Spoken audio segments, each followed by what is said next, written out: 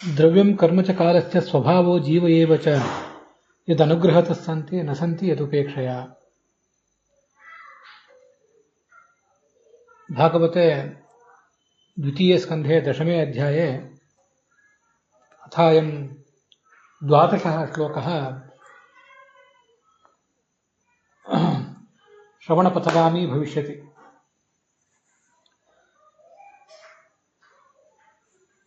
ಎರಡನೇ ಸ್ಕಂದದ 10ನೇ ಅಧ್ಯಾಯದ 12ನೇ ಶ್ಲೋಕ. ಸಮಾನಃ ಕಶ್ಚನ ಶ್ಲೋಕಃ ಅಸ್ಮಿನ್ನೇವ ಸ್ಕಂಧೆ ಪಂಚಮೇ ಅಧ್ಯಾಯೇ 14 ಶ್ಲೋಕರೂಪೇಣ ದೃಶ್ಯತೆ. ದ್ರವ್ಯಂ ಕರ್ಮ ಚ ಕಾಲಶ್ಚ ಸ್ವಭಾವೋ ಜೀವ ಏವ ಚ ಇತಿ ಪೂರ್ವಾರ್ಧಂ ತು ಉಭಯೋಃ ಶ್ಲೋಕಯೋಃ ಸಮಾನಮೇವ ವರ್ತತೆ. ವಾಸುದೇವಾತ್ ಪರೋ ಬ್ರಹ್ಮನ್ ನ ಚಾನ್ಯೋರ್ಥೋಸ್ತಿ ತಾತ್ವತಃ ಇತಿ ಪಂಚಮೇ ಅಧ್ಯಾಯೇ. ಅತ್ರ ತು ಯದನುಗ್ರಹತಃ ಸಂತಿ ನ ಸಂತಿ ಯದುಪೇಕ್ಷಯಾ ಇತಿ.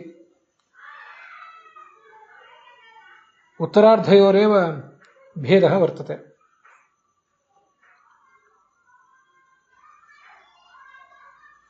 ದ್ರವ್ಯಂ ಸರ್ವಾಣ್ಯಪಿ ಪ್ರಕೃತ್ಯಾದೀನಿ ದ್ರವ್ಯಾಣಿ ಪ್ರಾಯಃ ಜಡಾನಿ.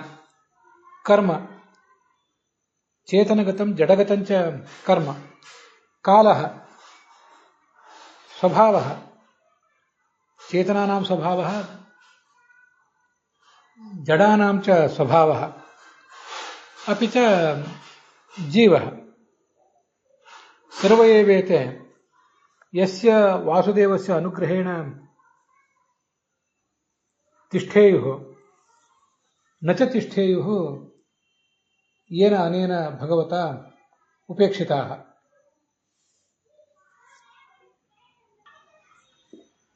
ಪಂಚಮೇ ಅಧ್ಯಾಯ ಶ್ಲೋಕಃ ವದತಿ ನ ಕೋಪಿ ಜಡಃ ಚೇತನೋ ವಾ ಪದಾರ್ಥಃ ವಾಸುದೇವಸ್ಯ ಸಮಃ ವಾಸುದೇವಾದಧಿಕೋ ವಾ ವರ್ತತೆ ಇತಿ. ಅನ್ಯೋಪಿ ಶ್ಲೋಕಃ ಮಮ ಸ್ಮರಣಪಥಂ ಆಗಚ್ಚತಿ.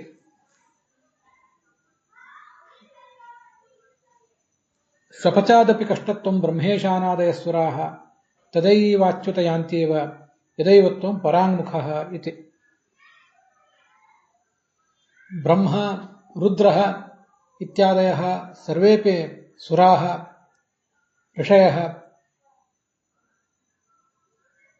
ಪಿತರಃ ಚಕ್ರವರ್ತಿನಃ ಮನುಷ್ಯಾಃ ಅಥ ರಾಜಸಾಃ ನಿತ್ಯಸಂಸಾರಿಣಃ ಅಪಿ ಚ ತಮೋಯೋಗ್ಯಾಃ ದೈತ್ಯಾದಯಃ ಸರ್ವೇಪಿ ಯದಾ ಭಗವಾನಸೌ ಪರಾಂಗುಖೋ ಭವತಿ ಯದಾ ಚ ಸ್ವಸ್ಯ ಅನುಗ್ರಹ ಸ್ವಭಾವಂ ಪರಾವರ್ತಯತಿ ತದಾ ಸರ್ವೇಪ್ಯೇತೆ ಜೀವಾಃ ಬ್ರಹ್ಮೇಶಾನಾದಯಶ್ಚ ಅತೀವ ಕಷ್ಟಮೇವ ಶ್ವಪಚಾದಪಿ ಕಷ್ಟಂ ಯೋಯಂ ಕಶ್ಚನ ಅಸಂಸ್ಕೃತಃ ಅಗತಿಕಃ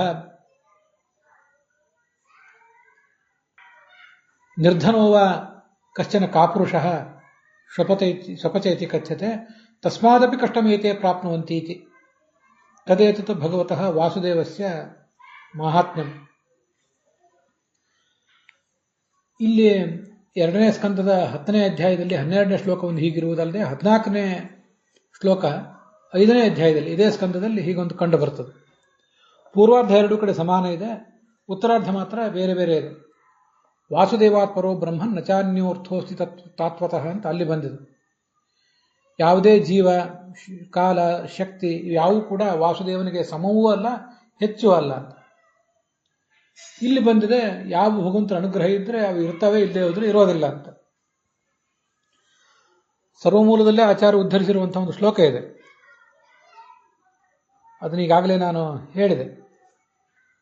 ಭಗವಂತ ಅನುಗ್ರಹೋನ್ಮುಖನಾಗಿದ್ದರೆ ಎಲ್ಲವೂ ನಡೀತದೆ. ಲಕ್ಷ್ಮೀದೇವಿಯ, ಚತುರ್ಮುಖ ಬ್ರಹ್ಮನ ಮೊದಲಾದ ದೇವತೆಗಳ, ಸಾತ್ವಿಕರ ಆಟ. ಹಾಗೆ ರಾಜಸರ ಪ್ರವೃತ್ತಿಗಳು, ತಾಮಸರ ಪ್ರವೃತ್ತಿಗಳು ಎಲ್ಲವೂ ನಡೀತವೆ ಭಗವಂತ ಅನುಗ್ರಹದಿಂದ ಇದ್ದರೆ. ಒಂದೊಂದು ಮಟ್ಟಿನ ಅನುಗ್ರಹವನ್ನ ಎಲ್ರಿಗೂ ಮಾಡಿರ್ತಾನೆ. ಸಾತ್ವಿಕರಿಗಂತೂ ಮುಕ್ತಿಗೆ ಹೋಗುವವರೆಗೆ ಅನುಗ್ರಹ ಮಾಡ್ತಾನೆ. ರಾಜಸರಿಗಾದರೂ ಕೂಡ ಅವರ ಅಸ್ತಿತ್ವಕ್ಕಾದರೂ ಬೇಕಾದ ಅನುಗ್ರಹ ಭಗವಂತ ಮಾಡಿದ್ದಾನೆ. ಆದ್ರಿಂದಲೇ ಅವರ ಅಸ್ತಿತ್ವದಲ್ಲಿದ್ದಾರೆ. ಮುಂದೆ ನಿತ್ಯ ಸಂಸಾರಿಗಳಾಗಿರಬಹುದು, ಆದರೆ ಅಸ್ತಿತ್ವದಲ್ಲಿ ಆದರೂ ಇದ್ದಾರಲ್ಲ. ಇದು ಅನುಗ್ರಹ ತಸ್ಸಂತಿ. ಜೀವ ಅಂತ ಬಂದಿದೆ ಇಲ್ಲಿ. ಜೀವ ಅಂದ್ರೆ ಸಾತ್ವಿಕ, ರಾಜಸ, ತಾಮಸ ಮೂರೂ ಜನರಿಗೂ ಭಗವಂತನ ಅನುಗ್ರಹ ಇದ್ದೇ ಇದೆ. ಅದು ಬೇರೆ ಬೇರೆ ಥರದ ಅನುಗ್ರಹ ಅಂತಷ್ಟೇ ನಾವು ಅದನ್ನ ತಿಳ್ಕೊಳ್ಬೇಕು. ಮುಕ್ತಿಗೆ ಹೋಗುವವರೆಗೆ ಅನುಗ್ರಹ ಸಾತ್ವಿಕರಿಗಾದ್ರೆ,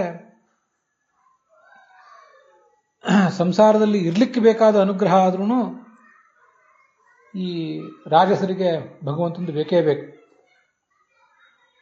ಮತ್ತೆ ತಾಮಸರಿಗೂ ಕೂಡ ಸಂಸಾರದಲ್ಲಿ ಇದ್ದು ಮುಕ್ತರಾಗಲಿಕ್ಕೆ ಬೇಕಾದಂತಹ ಒಂದು ಪ್ರೇರಣೆ ಅದು ಇರಲೇಬೇಕಾಗ್ತದೆ.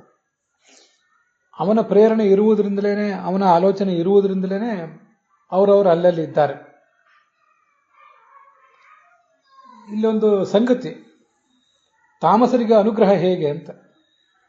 ಜೀವ ಎಂಬ ಶಬ್ದದಿಂದ ಸಾತ್ವಿಕರನ್ನು ಮಾತ್ರ ಇಟ್ಕೊಳ್ಳೋದ, ರಾಜಸ ತಾಮಸರನ್ನು ಇಟ್ಕೊಳ್ಬಾರ್ದ? ನನ್ನ ಜಿಜ್ಞಾಸೆ ಅದು. ಅವರನ್ನು ಇಟ್ಕೊಳ್ಬೇಕು. ಹಾಗಾದ್ರೆ ತಾಮಸರ ಅನುಗ್ರಹ ಹೇಗೆ? ಯದನುಗ್ರಹತಃ ಸಂತೆ. ಭಗವಂತನ ಅನುಗ್ರಹ ಇರೋದರಿಂದ ತಾಮಸರು ದುರ್ಗತಿಗೆ ಹೋಗಿದ್ದಾರೆ, ಅವರು ತಮಸ್ಸಿನಲ್ಲಿ ಇರ್ತಾರೆ. ಸರಿ, ಯಾರಿಗೆ ಭಗವಂತನ ಅನುಗ್ರಹ ಅಂದ್ರೆ ಸಾತ್ವಿಕರಿಗೆ ಭಗವಂತನ ಅನುಗ್ರಹ ಇರೋದ್ರಿಂದ ತಾಮಸರಾದವರು ಮುಕ್ತಿಗೆ ಹೋಗ್ತಿಲ್ಲ, ಸದ್ಗತಿಗೆ ಹೋಗ್ತಿಲ್ಲ, ದುರ್ಗತಿಗೆ ಹೋಗಿದ್ದಾರೆ. ಒಂದು ವೇಳೆ ಸಾತ್ವಿಕರಿಗೆ ತನ್ನ ಅನುಗ್ರಹವನ್ನು ಭಗವಂತ ಮುಂದುವರಿಸಿಲ್ಲದೆ ಹೋಗಿದ್ರೆ ಸಂಸಾರದಲ್ಲಿ ಅವರಿಗೆ ಎಷ್ಟು ಕಷ್ಟ ಆಗಿರ್ತಿತ್ತು. ಮುಂದೆ ಬರುವ ಸಾತ್ವಿಕರಿಗೆ, ಮುಂದೆ ಬರುವವರ ರಾಜಸರಿಗೆ ಎಲ್ಲರಿಗೂ ಎಷ್ಟು ಕಷ್ಟ ಆಗಿರ್ತಿತ್ತು. ತಾಮಸರೆಲ್ಲ ಹೀಗೆ ಇದ್ಬಿಟ್ರೆ, ಅವ್ರಿಗೆ ದುರ್ಗತಿಯೇ ಆಗದೆ ಹೋದ್ರೆ, ಒಂದು ವೇಳೆ ಈ ಸಂಸಾರದಲ್ಲಿದ್ದ ಸಾತ್ವಿಕರನ್ನು ಮತ್ತೆ ರಾಜಸರನ್ನು ಕೇಳುವವರು ಯಾರು, ಹೇಳುವವರು ಯಾರು? ಸಾತ್ವಿಕರಿಗೆ ಭಗವಂತ ಅನುಗ್ರಹ ಮಾಡಿದ್ದಾನಾದ್ರಿಂದ ತಾಮಸರು ದುರ್ಗತಿಗೆ ಹೋಗಿದ್ದಾರೆ ಅಂತ ಅದನ್ನ ವ್ಯಾಖ್ಯಾನ ಮಾಡ್ಕೋಬಹುದು. ಮತ್ತು ಒಟ್ಟಾರೆ ಅನುಗ್ರಹ ಅಂದ್ರೆ ಪ್ರೇರಣೆ ಅಂತನೂ ನಾವು ತಿಳ್ಕೊಳ್ಬಹುದು. ಅನುಗೃಹಾತಿ ಅಂದ್ರೆ ಕೃಪೆ ಮಾಡುವುದು, ಅವರಿಗೆ ಅನುಕೂಲ ಆಗುವಂತೆ, ಅವರಿಗೆ ಸುಖ ಆಗುವಂತೆ ಮಾಡ್ತಾನೆ ಅಂತ ಅಷ್ಟೇ ಅರ್ಥ ಅಲ್ಲ. ಅನುಸೃತ್ಯ ಗೃಹಾತಿ, ಇದು ನಂದೊಂದು ವ್ಯಾಖ್ಯಾನ. ಗೃಹಾತಿ ಅಂದ್ರೆ ಅವರನ್ನ ಹಿಡಿದು ಇಡ್ತಾನೆ ಭಗವಂತ. ಗೃಹ ಉಪಾದಾನೆ, ಸ್ವೀಕಾರ ಮಾಡುವುದು. ಅದಕ್ಕೆ ಅನುವಂತ ಉಪಸರ್ಗ ಸೇರಿಸಿದಾಗ ಅವರನ್ನು ಅನುಸರಿಸಿ ಸ್ವೀಕಾರ ಮಾಡುವುದು. ಸ್ವೀಕಾರ ಮಾಡುವುದಾಗಲಿ ಅವರನ್ನು ಬಿಡುವುದಾಗಲಿ, ಎಲ್ಲ ಜೀವರನ್ನು ಕೂಡ ಸುಪ್ತಾವಸ್ಥೆಯಲ್ಲಿದ್ದಂಥವರನ್ನ ಸೃಷ್ಟಿಯ ಅವಸ್ಥೆಗೆ ತಂದಿದ್ದಾನೆ ಈ ಭಗವಂತ. ಅದು ಅವರ ಯೋಗ್ಯತೆಯನ್ನು ಅನುಸರಿಸಿಯೇ ತಂದಿದ್ದಾನೆ. ಹಿಂದೆ ತಂದಿರಲಿಲ್ಲ, ಎಲ್ಲರನ್ನೂ ಒಟ್ಟಿಗೆ ತಂದಿರಲಿಲ್ಲ. ಈಗನೇ ಕೆಲವರನ್ನು ತಂದಿದ್ದಾನೆ ಈ ಸೃಷ್ಟಿಯಲ್ಲೇ. ಅದು ಅವರ ಯೋಗ್ಯತೆಯನ್ನು ಅನುಸರಿಸಿಯೇ, ಕೆಲವರ ಯೋಗ್ಯತೆಯನ್ನು ಅನುಸರಿಸಿಯೇ ಅವರನ್ನು ತನ್ನ ಭಕ್ತರನ್ನು ಸ್ವೀಕಾರ ಮಾಡಿದ್ದಾನೆ. ಯಮೇ ವೈಷ ವೃಣತೆ ತೇನ ಲಭ್ಯ, ತನ್ನ ಭಕ್ತರನ್ನು ಸ್ವೀಕಾರ ಮಾಡಿದ್ದಾನೆ. ಆದ್ದರಿಂದ ಅವರೆಲ್ಲ ಅವನ ಭಕ್ತರಾಗಿ ಜೀವಿಸಿ ಮುಂದೆ ಮುಕ್ತಿಗೆ ಹೋಗಿ ಅಲ್ಲಿಯೂ ಭಕ್ತರಾಗಿರ್ತಾರೆ. ರಾಜಸರ ಅವರ ಸ್ವಭಾವಕ್ಕೆ ಅನುಸಾರವಾಗಿ ಅವರನ್ನು ಗ್ರಹಣ ಮಾಡಿದ್ದಾನೆ. ಅವರು ಈ ನಿತ್ಯ ಸಂಸಾರಿಗಳಾಗಿ ಮುಂದುವರಿತಾರೆ. ತಾಮಸರ ಸ್ವಭಾವಕ್ಕೆ ಅನುಸರಿಸಿ ಅವರನ್ನು ಗ್ರಹಣ ಮಾಡಿದ್ದಾನೆ, ಸೃಷ್ಟಿಗೆ ತಂದಿದ್ದಾನೆ. ಅವರನ್ನು ದುರ್ಗತಿಗೆ ಕೂಡ ತಗೊಂಡು ಹೋಗ್ತಾನೆ. ದುರ್ಗತಿ ತಮೋ ಲೋಕದಲ್ಲಿ ಅವನು ಸ್ವೀಕಾರ ಮಾಡ್ತಾನೆ. ಭಗವಂತ ಮುಕ್ತ ಲೋಕಗಳಲ್ಲೂ ಶ್ವೇತದ್ವೀಪ, ವರಂತಾಸನ, ವೈಕುಂಠ ಮೊದಲಾದ ಲೋಕಗಳು, ಇನ್ನೂ ಕೆಲವು ಸ್ಥಾನಗಳು, ಸದ್ಗತಿಯನ್ನು ಪಡೆದವರು ಏನಿರ್ತಾರಲ್ಲ, ಅಲ್ಲಿಯೂ ಭಗವಂತನೇ ಇದ್ದಾನೆ. ತಮೋ ಲೋಕದಲ್ಲೂ ಭಗವಂತನೇ ಇದ್ದಾನೆ. ಅಲ್ಲಲ್ಲಿ ಆಯಾ ಅವರವರ ಯೋಗ್ಯತೆಯನ್ನು ಅನುಸರಿಸಿ ಗ್ರಹಣ ಮಾಡಿದ್ದಾನೆ ಭಗವಂತ. ಅಲ್ಲಲ್ಲಿ ಇದ್ದು ಅವನಿಲ್ಲದೆ ಹೋದ್ರೆ ಇದು ಯಾವುದೂ ಆಗ್ತಿರ್ಲಿಲ್ಲ. ಇವೆಲ್ಲವೂ ಕೂಡ ಒಟ್ಟಾರೆ ಬೀಜಗಳಿದ್ದಂತೆ. ಕ್ಷುದ್ರ ಮಿಶ್ರಾಣಿಯು ಬೀಜಾನಿ ಅಂತ ಐತರೇಯ ಉಪನಿಷತ್ತು ಹೇಳ್ತದೆ. ಎಲ್ಲ ರಾಜಸರಾಗಲಿ, ತಾಮಸರಾಗಲಿ, ಸಾತ್ವಿಕರಾಗಲಿ ಇವರೆಲ್ಲ ಬೀಜ ಇದ್ದಂತೆ. ಆಯಾ ಬೀಜಗಳು ಭಗವಂತ ಅನ್ನುವ ಮಳೆಯ ಅಥವಾ ಬೆಳಕಿನ ಅನುಗ್ರಹ ಇದ್ದಾಗ ತಮ್ಮ ತಮ್ಮ ಸ್ವರೂಪದ ವಿಕಾಸವನ್ನು ಪಡೀತಾರೆ. ಇಲ್ಲದೆ ಹೋದ್ರೆ ಅದಾಗೋದಿಲ್ಲ. ಒಟ್ಟಾರೆ ಭಗವಂತನ ಅನುಗ್ರಹ ಅನ್ನೋದೇ ತುಂಬಾ ವಿಚಿತ್ರವಾದದ್ದು. ಅದಕ್ಕಾಗಿ ಇದನ್ನು ಹೇಳ್ತಿದ್ದೇನೆ. ನಾವು ಯಾರೋ ಕೆಲವರು ನಮಗೆ ಬಹಳ ಸಂಪತ್ತು ಬಂದಾಗ ಭಗವಂತ ಅನುಗ್ರಹ ಮಾಡಿದ ಅಂತಂತೇವೆ. ಕಷ್ಟ ಬಂದಾಗ ಯಾಕೋ ಭಗವಂತ ಅವಗ್ರಹ ಮಾಡಿಬಿಟ್ಟ ಅಂತಂತೇವೆ. ಇದೆಲ್ಲ ನಮ್ಮ ಮೂಗಿನ ನೀರಕ್ಕೆ ನಾವು ಮಾತಾಡ್ತಿರ್ತೇವೆ. ಸಂಪತ್ತು ಬರುವುದು ಒಂದು ವೇಳೆ ಭಗವಂತನ ಅನುಗ್ರಹ ಆಗಿರ್ಲಿಕ್ಕಿಲ್ಲ, ಅವಗ್ರಹವೇ ಆಗಿರಬಹುದು. ಆ ಸಂಪತ್ತು ಬಂದಾಗ ನಾವು ಭಗವಂತನ ಕಡೆ ಗಮನ ಹರಿಸದೆ ಐಹಿಕ ಜಗತ್ತಿನಲ್ಲೇ ಲೋಲುಪರಾಗಿ ಒಂದು ವೇಳೆ ಮುಂದುವರೆದು ಬಿಟ್ರೆ ಅದನ್ನು ಅನುಗ್ರಹ ಅನ್ನೋದು ಹೇಗೆ? ಒಂದು ವೇಳೆ ಭಗವಂತ ನಮ್ಮ ಸಂಪತ್ತನ್ನೆಲ್ಲ ಕಿತ್ಕೊಂಡ್ರು ಅದನ್ನು ಆತನ ಅನುಗ್ರಹ ಅಂತಾನೆ ಅನ್ಬೇಕು. ಕೆಲವು ಕಡೆ ಯಸ್ಯಾನುಗ್ರಹ ವಿಚ್ಛಾಮಿ ತಸ್ಯ ವಿತ್ತಂ ಹರಾಮ್ಯಹಂ ಅಂತ ಕೆಲವು ಕಡೆ ಕೇಳಿ ಬರ್ತದೆ. ಯಾರಿಗೆ ನಾನು ಅನುಗ್ರಹ ಮಾಡಬೇಕು ಅಂತ ಬಯಸ್ತೀನೋ ಅವ್ರ ಸಂಪತ್ತನ್ನೆಲ್ಲ ಮೊದಲು ಕಿತ್ಕೋತೇನೆ. ಸಂಪತ್ತನ್ನು ಕಿತ್ಕೊಂಡಾಗ ಅವರು ಸನ್ಮಾರ್ಗಕ್ಕೆ ಬರ್ತಾರೆ. ಮಧ್ವಾಚಾರ್ಯರ ತಮ್ಮ ವಿಷ್ಣು ತೀರ್ಥರಿಗೆ ಪೂರ್ವಾಶ್ರಮದಲ್ಲಿ ಹಾಗಾಗಿತ್ತಂತ. ವಿಧಿಭ್ರೂ ವಿಭ್ರಮ ಭ್ರಶ್ಯ ಧನ ಗೋಧಾನ್ಯ ಸಂಪದ ನಿರ್ವೇದಿನ ವೇದವಿದ ತೇನಾಪೆ ವೇದ ವೇದಿರಾಟ್ ಅಂತ. ವಿಧಿಯ ಭ್ರೂ ವಿಭ್ರಮ, ಆ ಹುಬ್ಬಿನ ಕುಣಿತದಿಂದ ಧನ ಗೋ ಧಾನ್ಯ ಸಂಪದ, ಧನ ಎಲ್ಲ ಹೋಯಿತು, ಗೋ ಸಂಪತ್ತು ಹೋಯಿತು, ಎಲ್ಲವೂ ಹೊರಟೋಯ್ತು. ಆವಾಗ ವೈರಾಗ್ಯ ಬಂದಿತ್ತು, ಜೀವನ ಪಕ್ವ ಆಗಿತ್ತು. ಆಚಾರ್ಯರ ತಮ್ಮಂದು ಅವರು ಜಗತ್ತಿಗೆ ವೇದಾದಿ ಶಾಸ್ತ್ರಗಳ ಅರ್ಥಗಳನ್ನು ಅರಿಹಿದಂತಹ ಆಚಾರ್ಯರ ಬಳಿಗೆ ಬಂದರು. ಬಂದು ನನಗೆ ಸನ್ಯಾಸ ಕೊಡಿ ಅಂತ ಹೇಳಿದರು ಅಂತ ಕೇಳಿ ಬರ್ತದೆ. ಹೀಗೆ ನಾವು ಯಾವುದನ್ನೋ ತಿಳ್ಕೊಂಡಿರ್ತೇವೆ ಅನುಗ್ರಹ ಅಂತ ಹೇಳಿ, ಅದು ವಸ್ತುತಃ ಅನುಗ್ರಹ ಆಗಿಲ್ಲದೆ ಇರಬಹುದು. ನಾವು ಯಾವುದನ್ನು ಭಗವಂತನ ಕೃಪೆ ತಪ್ಪಿತು ಅಂತ ತಿಳ್ಕೊತಿರ್ತೇವೆ, ಯಾಕೆಂದ್ರೆ ನಮ್ಮ ಮೂಗಿನ ನೇರಕ್ಕಾಗಲಿಲ್ಲ ಅಂತ. ಅದು ವಸ್ತುತಃ ಭಗವಂತನ ಅನುಗ್ರಹವೇ ಆಗಿರಬಹುದು. ಹೀಗೆ ತುಂಬ ವಿಚಿತ್ರವಾದಂತಹ ರೀತಿ ಭಗವಂತಂದು. ಯಾವುದನ್ನು ಅನುಗ್ರಹ ಅನ್ಬೇಕು, ಯಾವುದನ್ನು ಅವಗ್ರಹ ಅಂತ ಅನ್ಬೇಕು ಅಂತನ್ನುವುದು ತುಂಬ ಸೂಕ್ಷ್ಮವಾದದ್ದೇ. ಹೀಗೆ ಎಲ್ಲ ಜೀವರಿಗೂ ಇದು ಅನ್ವಿತ ಆಗುವಂಥ ಶ್ಲೋಕ, ಎಲ್ಲ ಜಡಗಳಿಗೂ ಅನ್ವಿತ ಆಗುವ ಶ್ಲೋಕ. ಆದ್ದರಿಂದ ಜಡಕ್ಕೆ ಏನಾಗಬೇಕೋ ಅದನ್ನು ಜಡಕ್ಕೆ ಮಾಡ್ತಾನೆ, ಚೇತನರಿಗೆ ಏನಾಗಬೇಕೋ ಅದನ್ನು ಚೇತನಕ್ಕೆ ಮಾಡ್ತಾನೆ. ಚೇತನರಲ್ಲಿಯೂ ಯಾವ್ಯಾವ ಜೀವಕ್ಕೆ ಸಾತ್ವಿಕರಿರಲಿ, ರಾಜಸರಿರಲಿ, ತಾಮಸರಿರಲಿ, ಯಾವ್ಯಾವಾಗ ಯಾರ್ಯಾರಿಗೆ ಏನೇನು ಮಾಡಬೇಕೋ ಅದನ್ನು ಮಾಡ್ತಾನೆ. ಚೇತನರಿಗೂ ಸಜ್ಜನರಿಗೂ ಕೂಡ, ಪಾಂಡವರಂಥ ಸಜ್ಜನರಿಗೂ ಕೂಡ ಅನೇಕ ಬಾರಿ ಕಷ್ಟಗಳಾಗೇ ಇವೆ, ನಮಗದು ಗೊತ್ತಿದೆ. ಅದೆಲ್ಲ ಅನುಗೃಹಾತಿನೇ. ಅವರವರ ಕರ್ಮವನ್ನು ಅನುಸರಿಸಿ, ಪ್ರಾರಬ್ಧ ಕರ್ಮವನ್ನು ಅನುಸರಿಸಿ ಆ ಕಾಲದಲ್ಲಿ ಅವ್ರಿಗೇನು ಮಾಡಬೇಕೋ ಅದನ್ನು ಮಾಡಿರ್ತಾನೆ. ಇದೇ ಕಾರಣಕ್ಕಾಗಿ ಮಹಾಭಾರತದ ಯಕ್ಷ ಪ್ರಶ್ನದ ಶ್ಲೋಕ ನನಗೆ ಯಾವಾಗಲೂ ನೆನಪಿಗೆ ಬರೋದು. ಅಸ್ಮಿನ್ ಮಹಾಮೋಹಮಯೇ ಕಟಾಹೆ ಸೂರ್ಯಾಗ್ನಿನ ರಾತ್ರಿ ದಿವೇಂಧನೇನ ಮಾಸರ್ತು ದರ್ವಿ ಪರಿಘಟ್ಟನೇನ ಭೂತಾನಿ ಕಾಲಃ ಪಚತೀತಿ ವಾರ್ತಾ. ತುಂಬ ಅದ್ಭುತವಾದ ಒಂದು ಸುದ್ದಿ ಏನಾದರೂ ಹೇಳು ಅಂತ ಯಕ್ಷ ಕೇಳಿದರೆ ಧರ್ಮರಾಜ ಹೇಳ್ತಾನೆ, ಭೂತಾನಿ ಕಾಲಃ ಪಚತೀತಿ ವಾರ್ತಾ. ಕಾಲನಾಮಕನಾದ ಭಗವಂತ ಇಲ್ಲೊಂದು ಅಡಿಗೆ ಮಾಡ್ತಿದ್ದಾನೆ. ಒಂದು ಅದ್ಭುತವಾದ ಅಡಿಗೆ ನಡೆದಿದೆ. ಆ ಅಡಿಗೆ ನಡೆದಿದೆ, ಕಾಲ ಅದನ್ನು ಮಾಡ್ತಾ ಇದ್ದಾನೆ ಅನ್ನೋದೇ ದೊಡ್ಡ ವಾರ್ತೆ. ಹಾಗಾದ್ರೆ ಯಾರನ್ನು ಬೇಯಿಸ್ತಾ ಇದ್ದಾನೆ ಅಂತ ಪ್ರಶ್ನೆ ಬಂದರೆ ಅದಕ್ಕೆ ಭೂತಾನಿ ಕಾಲಃ, ಎಲ್ಲ ಭೂತಗಳನ್ನು ಕೂಡ. ಭೂತ ಅಂದರೆ ಎಲ್ಲ ಚೇತನಗಳು ಹೌದು, ಜಡಗಳು ಹೌದು. ಚೇತನಗಳಲ್ಲಿಯೂ ಕೂಡ ಸಾತ್ವಿಕರು ಹೌದು, ಹಾಗೆ ತಾಮಸರು ಹೌದು, ರಾಜಸರು ಹೌದು. ಏಕೋ ವಿಷ್ಣುರ್ ಮಹದ್ಭೂತಂ ಪೃಥಕ್ ಭೂತಾನ್ಯನೇಕಶಃ. ನಮಗಿದೆಲ್ಲ ಗೊತ್ತಿದ್ದೇ ಇದೆ.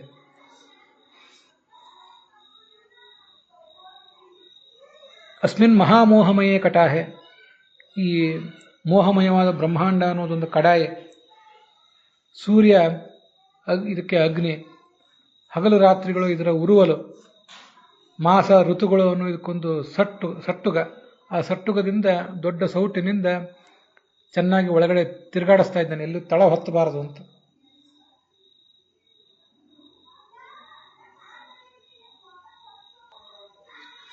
ಈ ಬ್ರಹ್ಮಾಂಡ ಅನ್ನುವ ಕಡಾಯಿಯಲ್ಲಿ ಎಲ್ಲರೂ ಇದ್ದಾರೆ, ಚೇತನರು ಜಡಗಳು ಎಲ್ಲರೂ ಇದ್ದಾರೆ, ಸಾತ್ವಿಕರಿದ್ದಾರೆ, ರಾಜಸರಿದ್ದಾರೆ, ತಾಮಸರಿದ್ದಾರೆ. ಇದೇ ಬ್ರಹ್ಮಾಂಡ ಎಂಬ ಕಡಾಯಿಯ ಆ ಬೇಯಿಸುವಿಕೆ, ಪಕ್ವವಾಗುವಿಕೆ ಅನ್ನುವ ಪ್ರಕ್ರಿಯೆಯಲ್ಲೇ ಪಾಂಡವರು ಇದ್ರು, ನಳಮಹಾರಾಜ ಇದ್ದ, ಸ್ವಯಂ ರಾಮನು ಕೂಡ ತಾನು ಮನುಷ್ಯನಾಗಿ ಇಲ್ಲಿ ಅವತಾರ ಮಾಡಿದಾಗ ಕಡಾಯಿಯ ಮೂಲಕ ಬೇಯುವ ಪ್ರಕ್ರಿಯೆ ಹೇಗಿರ್ತದೆ ಅಂತ ಅನ್ನೋದನ್ನು ತೋರಿಸಿದೆ. ನಾವು ಇದೇ ಪ್ರಕ್ರಿಯೆಯಲ್ಲೇ ಇದ್ದೇವೆ. ನಾವೆಲ್ಲ ಅನೇಕ ಥರದ ಕಷ್ಟಗಳನ್ನು ಈಗೇನು ಅನುಭವಿಸ್ತಾ ಇದ್ದೀವಿ, ಸ್ತ್ರೀಯರಿರಬಹುದು, ಪುರುಷರಿರಬಹುದು, ಯಾವುದೇ ವರ್ಣದವರಿರಬಹುದು, ಪಂಡಿತರಿರಬಹುದು, ಪಾಮರರಿರಬಹುದು, ನಾವು ಅನುಭವಿಸ್ತಾ ಇರುವ ಎಲ್ಲ ಕಷ್ಟಗಳು ಕೂಡ ಅದೊಂದು ಪ್ರಕ್ರಿಯೆ, ನಮ್ಮ ಪಕ್ವತೆಗೆ ಬೇಕಾದ ಪ್ರಕ್ರಿಯೆ. ಪಕ್ವ ಆಗುವುದಕ್ಕಿಂತ ಮುಂಚೆನೇ ಬಾಣಲೆಯನ್ನು ತೆಗೆದು ಹಾಕಿದರೆ ಅದು ಚಪಾತಿ ಇರಬಹುದು, ಒಂದು ರೊಟ್ಟಿ ಇರಬಹುದು, ಮತ್ತೆ ಯಾವುದೇ ಭಕ್ಷ್ಯ ಭೋಜ್ಯ ಇರಬಹುದು, ಅದು ಭಗವಂತನ ಪೂಜೆಗೆ ಮೀಸಲಾಗೋದಿಲ್ಲ, ನಮ್ಗೆ ಗೊತ್ತಿದೆ, ಅಪಕ್ವವಾಗಿಬಿಡ್ತದೆ. ಪಕ್ವವಾದ ಮೇಲೆ ಒಂದು ಹೂವಾಗಲಿ, ಹಣ್ಣಾಗಲಿ, ಒಂದು ಭಕ್ಷ್ಯ ಭೋಜ್ಯ ಆಗಲಿ, ಅದನ್ನು ಭಗವಂತನ ಪೂಜೆಗೆ ನಾವು ಕೊಡೋದು. ಯಾವುದ್ಯಾವುದು ಎಷ್ಟೆಷ್ಟು ಹೊತ್ತು ಬೇಯಬೇಕು ಅನ್ನುವುದೆಲ್ಲ ಭಗವಂತನಿಗೆ ಗೊತ್ತಿದ್ದೇ ಇರ್ತದೆ. ಅದನ್ನು ನಾವು ಗಮನಿಸಬೇಕು. ಕೆಲವು ಬೇಗ ಬೇಗ ಪಕ್ವ ಆಗ್ತದೆ, ಬೇಗ ಅದನ್ನು ತೆಗೆದು ಹಾಕ್ತಾರೆ ಬಾಣಲೆಯಿಂದ. ಕೆಲವುದಕ್ಕೆ 2-3 ಗಂಟೆ ಬೇಯಿಸಬೇಕಾಗ್ತದೆ. ಅಕ್ಕಿ ಮೊದಲಾದದ್ದು ಬೇಗ ಬೇಯ್ತದೆ, ಕಡಲೆಬೇಳೆ ಮೊದಲಾದದ್ದು ನಿಧಾನವಾಗಿ ಬೇಯ್ತದೆ. ಬೇಯುವ ಪ್ರಕ್ರಿಯೆ ನಡೆದಾಗ ಯಾಕೋ ಭಗವಂತ ನನ್ನನ್ನು ಬಹಳ ಬೇಯಿಸ್ತಾ ಇದ್ದಾನೆ, ಬಹಳ ಕಷ್ಟ ಕೊಡ್ತಿದ್ದಾನೆ ಭಗವಂತ ಅಂತ ಆಲೋಚನೆ ಮಾಡುವುದಕ್ಕೆ ಯಾವ ಅರ್ಥವೂ ಇಲ್ಲ. ಭಗವಂತನ ಕೈಯಲ್ಲಿ ನಾವು ಪಾಕಕ್ಕೆ ಒಳಗಾಗ್ತಾ ಇದ್ದೀವಿ, ತನ್ನ ಪೂಜೆಗಾಗಿ ಭಗವಂತ ನಮ್ಮನ್ನು ಅಣಿ ಮಾಡ್ಕೋತಾ ಇದ್ದಾನೆ ಅಂತ ಸಮಾಧಾನ ಪಟ್ಟುಕೊಂಡ್ರೆ ಅದು ನಮ್ಮ ಏಳಿಗೆ ಕಾರಣ ಆಗ್ತದೆ. ಇಹ ಜಗತ್ತು ಪರಜಗತ್ತು ಎರಡೂ ಸುಖಮಯ ಆಗ್ತವೆ. ಈ ಶ್ಲೋಕವು ಕೂಡ ಹೇಳ್ತಾ ಇರುವುದು ಅದನ್ನೇ. ಯದ್ ಅನುಗ್ರಹತ ಸಂತಿ, ಸಮಸ್ತ ಜಗತ್ತಿನಲ್ಲಿ ಇರುವ ದೊಡ್ಡ ವಾರ್ತಾ ಇದು. ಭಗವಂತನ ಅನುಗ್ರಹದಿಂದ ಇದೊಂದೇನೋ ನಡೆದಿದೆ. ಈ ಜಗತ್ತಿನಲ್ಲೂ ಎಲ್ಲವೂ ಬಂದು ಹೋಗಿದೆ. ಇಲ್ಲಿ ಜಡವೂ ಬಂತು, ಚೇತನವೂ ಬಂತು, ಎಲ್ಲ ಥರದ ಚೇತನಗಳು ಕೂಡ ಬಂದು ಹೋದ್ರು. ಎಲ್ಲರಿಗೂ ಸಂಬಂಧಪಟ್ಟ ವಾರ್ತೆಯೂ ಕೂಡ ಇಲ್ಲಿ ಅಡಕಾಗಿಬಿಟ್ಟது. ಎಂದೂ ಹಳಸಲಾಗದ ವಾರ್ತೆ, ಯಾವತ್ತೂ ಬ್ರೇಕಿಂಗ್ ನ್ಯೂಸೇ ಇದು. ಅದನ್ನು ನೋಡಿ ತಿಳಿಯುವ ಶಕ್ತಿ ನಮಗೆ ಬೇಕಷ್ಟೆ, ಅದನ್ನು ತಿರಸ್ಕಾರ ಮಾಡಬಾರ್ದು. ಇದ್ಯಾವುದೋ ಇಂಥ ಭಗವಂತ ನಮ್ಮನ್ನು ಪಕ್ವ ಮಾಡ್ತಿದ್ದಾನೆ ಅನ್ನೋ ಸುದ್ದಿ ಹೊರತಾಗಿ ಇನ್ಯಾವುದೋ ಕೆಲಸಕ್ಕೆ ಬಾರದು ಸುದ್ದಿಯ ಕಡೆಗೆ ನಾವು ಗಮನ ಹರಿಸಬಾರದು ಅನ್ನುವುದು ನಾವಿಲ್ಲಿ ತಿಳಿಯಬೇಕಾದಂಥ ಒಂದು ಸಂಗತಿ. ಅದನ್ನು ಇವತ್ತು ನೋಡಿದ್ದೇವೆ. ಅಲ್ಲಿಗೆ ಇವತ್ತಿನ ಈ ಭಾಗ ಸಮಾಪ್ತ ಆಗಿದೆ. ಹುಸಿಯ ನಾಡಿ ಹೊಟ್ಟೆ ಹೊರೆವ ವಿಷಯದಲ್ಲಿ ರಸಕನೆಂದು ಹುಸಿಗೆ ಹಾಕದಿರುವ ಇನ್ನ ಋಷಿಕೇಶನೆ, ಈಶನಿನ್ನ ಚರಣ ಭಜನೆ ಆಸೆಯಿಂದ ಮಾಡುವೆ, ದೋಷ ರಾಶಿ ನಾಶ ಮಾಡು ಶ್ರೀಶ ಕೇಶವ. ಶ್ರೀಕೃಷ್ಣಾರ್ಪಣ ವಸ್ತು.